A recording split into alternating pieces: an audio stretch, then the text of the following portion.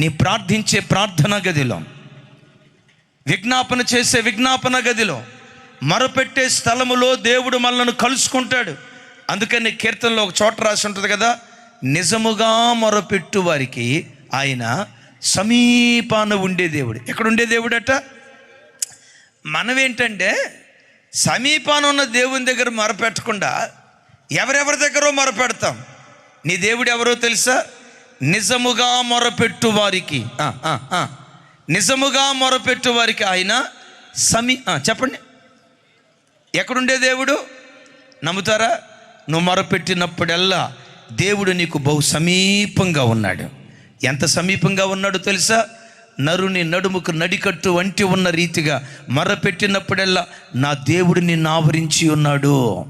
కానీ మనిషి పరిస్థితి ఏంటంటే సమీపంగా ఉన్న దేవుని దగ్గర మొరపెట్టకుండా ఎవరెవరి దగ్గర మొరపెడతారు.